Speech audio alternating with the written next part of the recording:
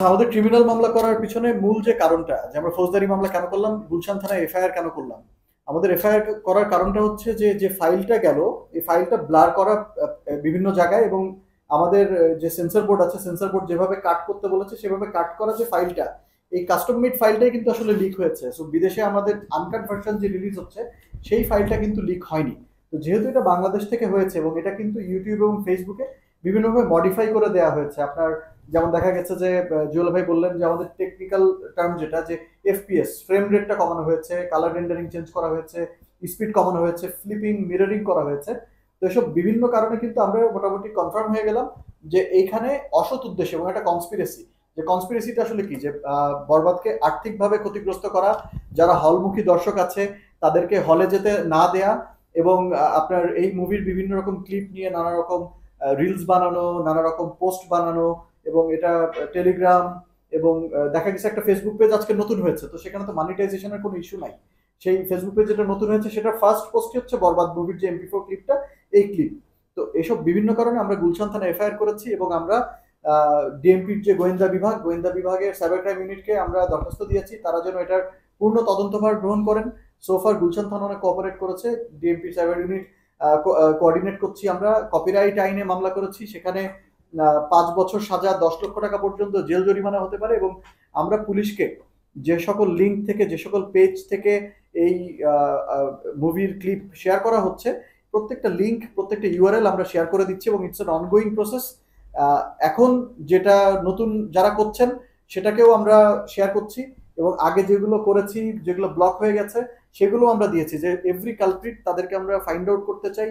দেশের বাইরে যারা শেয়ার করছে তাদেরকে স্টপ করার জন্য আমরা সে সকল দেশে, যেমন মালয়েশিয়া, ইন্ডিয়া, ইউকে, ইউএসএ তে, সেখানকার যারা ল এনফোর্সমেন্ট, সেই ল এনফোর্সমেন্টের সাথে আমরা কোঅপারেট করছি, যেন যে যেখানেই থাকুক, অপরাধী যেখানেই থাকুক, তাকে যেন আইনের আওতায় আনা হয়।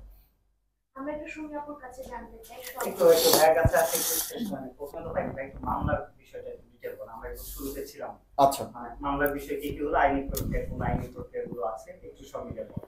আচ্ছা, আপনারা জানেন যে এই মুভির ঈদ উল ফিতরে যখন রিলিজ হয়, রিলিজ হওয়ার পর থেকেই কিন্তু বিভিন্ন রকম ক্লিপ অনলাইনে আসছিল, যেটা মোস্টলি ছিল যে আপনার যারা ভিউয়ার অডিয়েন্স তাদের মোবাইলে ধারণকৃত। তো সেগুলো নিয়ে আমরা তখন থেকেই আসলে ল এনফোর্সমেন্টের সাথে কাজ করছি। It's an ongoing process.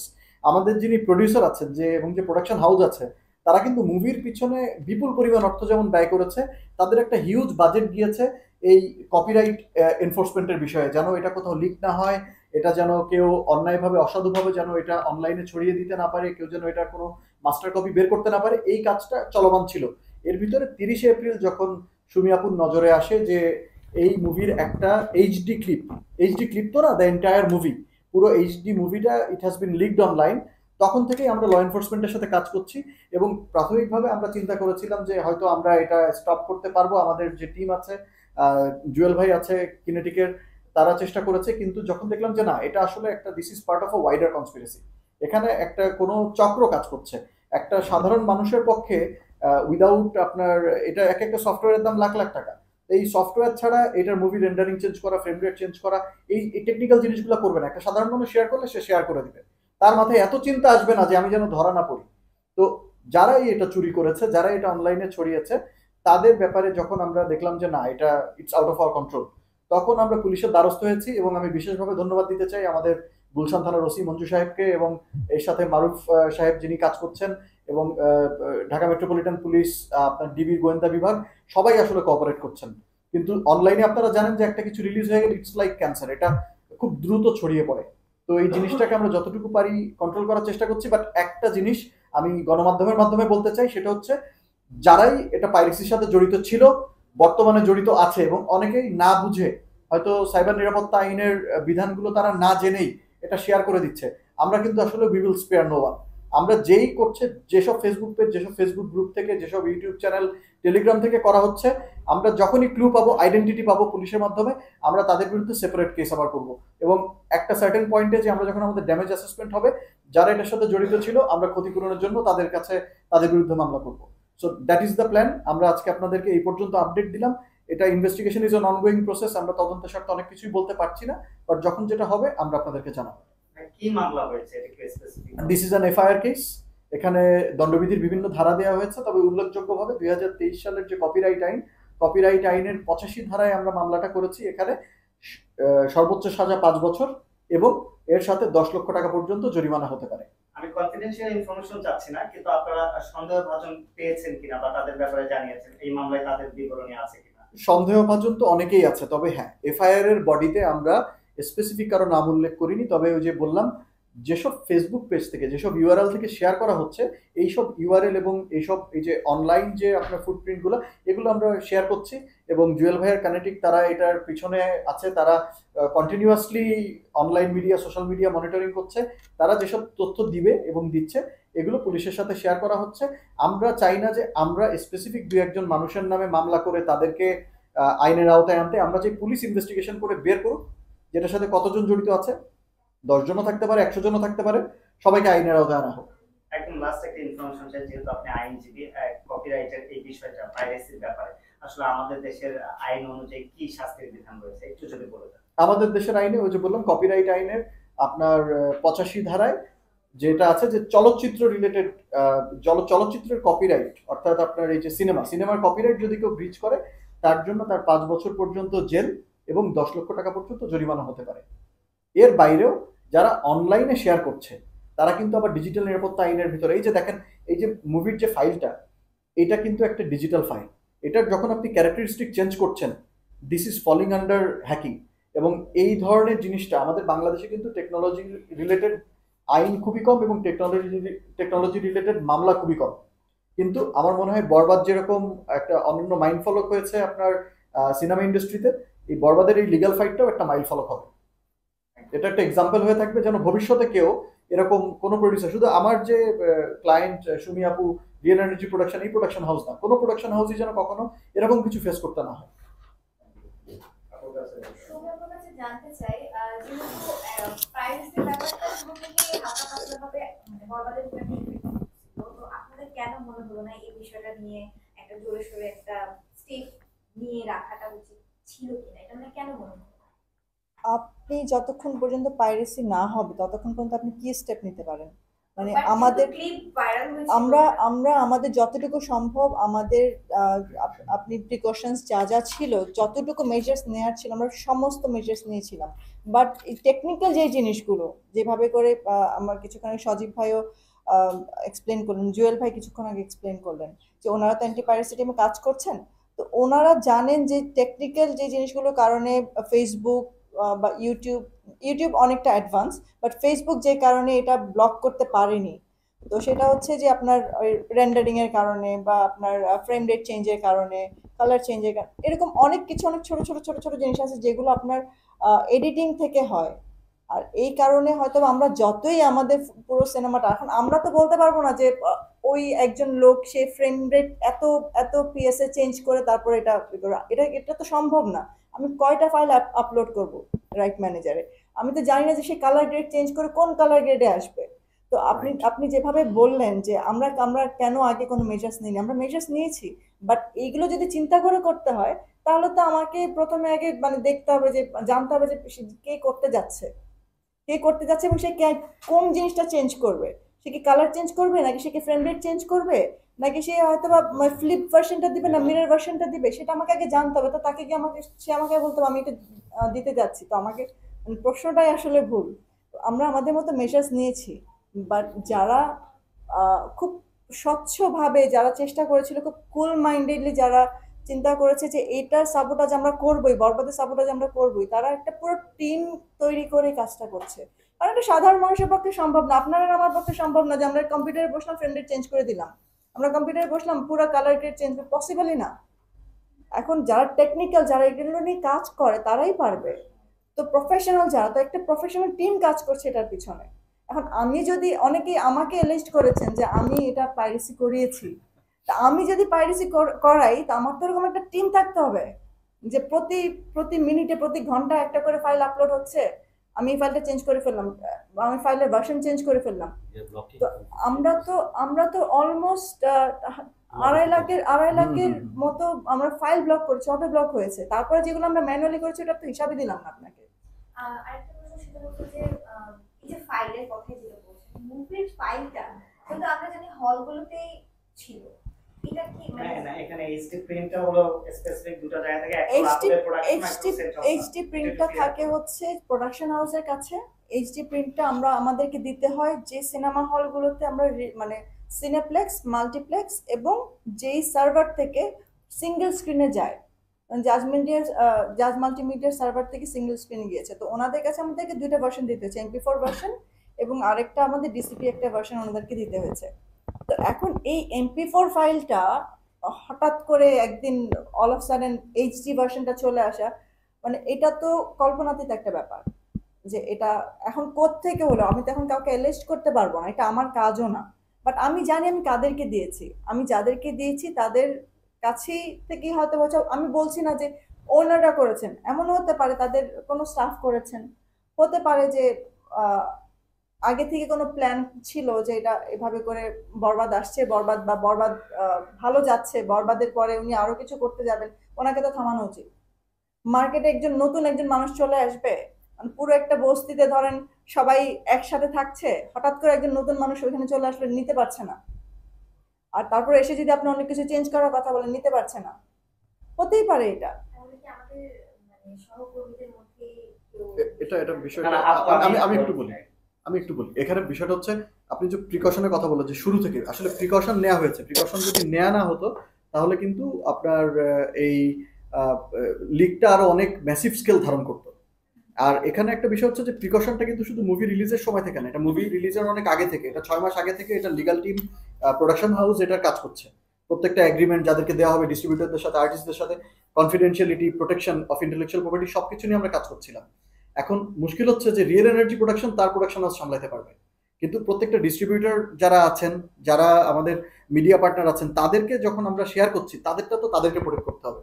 এখন এটাতে কোনো এক জায়গায় ল্যাপস হয়েছে, এখন এটা আসলে আপনার ল্যাপস হয়েছে, কিন্তু লিকটা যে হয়েছে এটা একটা ষড়যন্ত্রের অংশ, সিকিউরিটিটা ল্যাপস হয়েছে। তারাও এটার দায়ভার তাদেরকে নিতে হবে, কারণ আমরা যাদেরকে দিয়েছি কাজ মানে এইটা রেসপন্সিবিলিটি তাদের ছিল। এটা তদন্তে উঠে আসবে, কিন্তু তদন্তে তদন্তে উঠে আসবে, তাদের তদন্ত উদ্দেশ্যে কিছু বলতে না চান? আপু, আমি আপনার কাছে একটু জানতে চাচ্ছি যে যেহেতু জাজ মাল্টিমিডিয়ার কাছে ছিল অ্যাক্সেস, মাল্টিপ্লেক্সের কাছে ছিল এবং রিয়েল এনার্জি প্রোডাকশনের কাছে ছিল, আপনি এমনি তাদের সাথে কথা বলেছেন কিনা এইচডি প্রিন্টটা বের হওয়ার পরে, বা এই ব্যাপারে এমনি আনঅফিশিয়ালি কথা হয় না, বা চেষ্টা করেছেন কিনা? আনঅফিশিয়ালি তো আমরা অনেককে অনেকভাবে বলেছি যে এটা এইভাবে হয়ে গেল। তো আপনার কি ধারণা যদি এটা কোনো জায়গা থেকে হয় ওনারা কি বলবে যে হ্যাঁ ভাই আমি করেছি?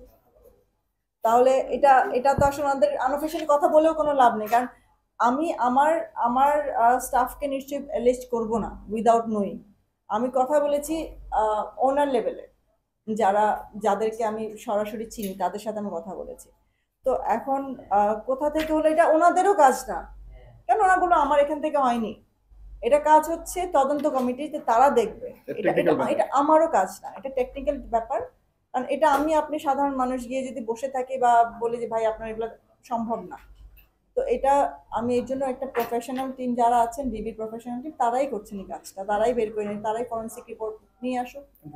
হ্যাঁ, অ্যান্ড আমরা 100% কনফিডেন্ট যে ওনারা এটা করতে যথেষ্টভাবে সফল হবেন এবং কিছু না কিছু তো বেরিয়ে আসবে। আমরা সামাজিক মাধ্যমে একটু দেখছি, এটা একটু আপনি পরিষ্কার করে দিলে ভালো হয়, যে অনেকে আবার রিয়েল এনার্জি প্রোডাকশন তো এই ব্যাপারে যারা দর্শক ভক্তরা রয়েছে তারা তো বিভিন্ন মতামত দেয়।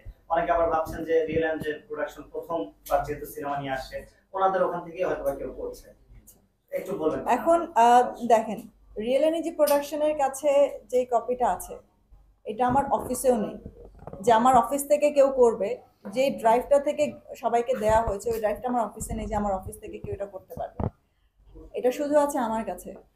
তো এটা যদি কারো করতে হয় আমার কাছ থেকে নিতে হবে। তো আমি আমার জিনিস আমি বলবো যে ভাইটা নিয়ে যাও, এটা করো, আর আর আমার ব্যবসায়িক ক্ষতি করে আমার ইন্টারন্যাশনাল রিলিজ এখন অনেকগুলো কান্ট্রিতে বাকি আছে, আমার ওটিটি বাকি আছে, আমার বাংলাদেশে সফলভাবে চলছিল এবং এটা ঈদ পর্যন্ত চলতো। এই যে আমার ব্যবসায়িকভাবে যে লসটা হচ্ছে এটা আমি কেন করব, এটা প্রথম প্রশ্ন আমার, যারা আমাকে প্রশ্ন করেছেন। দ্বিতীয়ত হচ্ছে অনেকে বলেছেন যে আমি কোনো বেটিং কোম্পানিকে বিক্রি করে দিয়েছি। আমি যদি বেটিং কোম্পানিকে বিক্রি করতাম, বেটিং কোম্পানিকে আমাকে তাদের লোগো বা তাদের কোনো অ্যাডভার্টাইজমেন্ট ছাড়াই আমাকে সিনেমাটা বললো হ্যাঁ আপনি চালান, কোথায় আপনার লোগো দেখেছেন, কোথাও কোনো অ্যাডভার্টাইজমেন্ট দেখেছেন? আমি তো পাইনি ভাই, আমি যেগুলো আমার নজরে এসছে আমি পাইনি। তাহলে এটা কেন এইভাবে করে অ্যালিস্ট করে? সাধারণ মানুষের কি এতটুকু সেন্স নেই যে একটা মানুষকে জাস্ট মানে একটা মাধ্যম পেয়ে গেলাম আর বলে ফেললাম? তো এগুলো তো আসলে ডিফেম করা একজনকে, এটা একটা কোম্পানিকে ডিফেমেশন, এটা তো আসলে উচিত না। না জেনে একটা কথা বলা, না বুঝে একটা কথা বলা। আর আমরা এটা যখন একটা ব্যবসা সফল সিনেমা চলছে, যখন আমাদের মানে বরবাদ, বাংলাদেশের সবচেয়ে বড় একটা সিনেমা বরবাদ খুব সফলভাবে এগিয়ে যাচ্ছিল, আমরা সেটা কেন করবে? সফলতাটাকে নষ্ট করার জন্য? আমরা কি চাইবো সেটা হোক? বাট আপনি বললেন এই এটা তো ধকল আপনাদের উপরে এই মুহূর্তে একটা বিপদ সংকেত বলা যায়।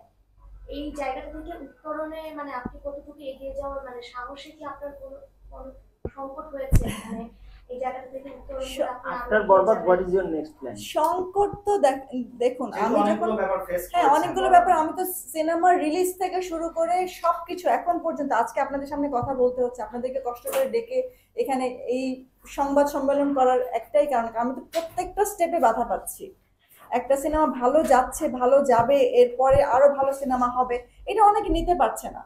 তো এই যে আপনি ধকল তো আছেই, ধকল, এটা একটা মানুষ সবচেয়ে বড় ব্যাপার হচ্ছে যে আমার আর্থিক ক্ষতির চাইতে এটা আমার আমার কোম্পানি রেপুটেশন, এটা আমার নিজের পার্সোনাল রেপুটেশন, প্লাস আমার মানসিক শান্তি, এটা একটা মেন্টাল প্রেশার এটা আমার জন্য। কারণ আমি তো অভ্যস্ত না এগুলো দেখে, যে আমাকে কেউ, আমি যেটা করিনি এটার জন্য আমাকে অ্যারেস্ট করবে, বা আমি কেনই বা এটা এটা মেনে নিব, বাট আমাকে এখানে এসে মেনে নিতে হচ্ছে এখন। তো এটা আমার জন্য একটা ধকল, হ্যাঁ আমি ধকলের মধ্যে দিয়ে যাচ্ছি। কিন্তু আমি যতই মানুষ চেষ্টা করুক না কেন, আমি তো সবসময় বলবো যে এটা একদম 100% আমাকে থামানোর জন্য, আমার আমার আমরা যেন ইন্ডাস্ট্রিতে ভালো সিনেমা না বানাতে পারি, বা আমরা যেন ইন্ডাস্ট্রিতে না থাকতে পারি, আমরা আমরা ডিমোটিভেটেড হয়ে ইন্ডাস্ট্রি থেকে চলে যাই। একজন বিদেশে একজন মহিলা এসছে, উনি এসে হঠাৎ করে, বিদেশে থাকে, হঠাৎ করে এসে সিনেমা বানিয়ে ফেললো, এত বড় একটা সিনেমা বানিয়ে ফেললো, মানে সবকিছু তোলপাড় করে। এটা অনেকে নিতে পারছে না, এটা খুবই সিম্পল, মানে এটা আমার কাছে it's very clear to me. তাহলে আপু আমাদের ইন্ডাস্ট্রির মানুষদের মধ্যে বা প্রোডিউসারদের মধ্যে ডিরেক্টরদের মধ্যে একটা মিসকমিউনিকেশন আছে মেন্টালি। মিসকমিউনিকেশন,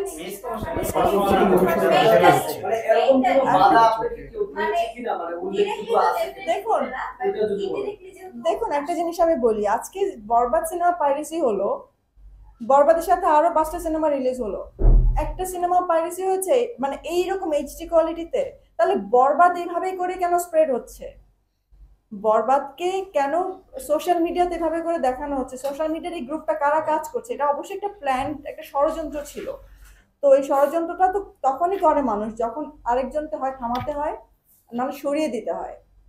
তো আমাকে থামানোর চেষ্টা করা হচ্ছে, আমাকে সরানোর চেষ্টা করা হচ্ছে, বাট আমি তো ভাই সরবো না, থামবো না।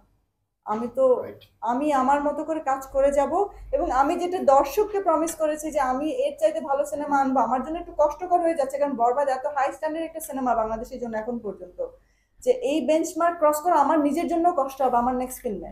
বাট তবে আমি করবো ইনশাল্লাহ, আমি চেষ্টা করব, এবং আমি যেন এটা না করতে পারি বা না আসি, এর জন্য কিন্তু এত সবকিছু করা। তো আমি যদি না আসতে চাই, তাহলে আমি কেন আমার নিজেকে কি আমি কখনো মানে রুখে রুখে রুখতে পারবো না। তো আমি তো চাচ্ছি এটা আমি করি, বাট অনেক মানুষ চাচ্ছে না যে যেন এটা আমি করতে পারি। বাট তাদের উদ্দেশ্যে আমি বলবো যে এটা করে আসলে হয়তো আমার আর্থিক ক্ষতি হলো, হয়তো আমার রেপুটেশন খারাপ হলো, কিন্তু আমার মনের শক্তি, ধকলের পরেও আমার মনের শক্তি কিন্তু কমেনি। আমি কিন্তু ফাইট করব, আমি ফাইট করবো, কারণ শুধু আমার জন্য না, এরপরে যদি কোনো সিনেমা আসে সেই ক্ষেত্রে একটা ভালো সিনেমা আসবে, শুধু আমার সিনেমা ভালো হবে তা তো না, আরেকজন ভালো সিনেমা বানাবে, তার সিনেমাটা এমন হতে পারে। তো আজকে যদি আমি স্টেপ না নেই, তাহলে তারাও এগুলো শিকার হবে। আমি আজকে স্টেপ নিলে যদি এটার তদন্তে কোনো কিছু বের হয়ে আসে, এবং তারা যদি কোনো দণ্ডে দণ্ডিত হয়, শাস্তি যদি তারা পায়, তাহলে ডেফিনেটলি এরপরের সিনেমাগুলো, মানে সিনেমাগুলো যখন ভালো সিনেমা আসবে তখন মানুষ এটা করতে সাহস পাবে না।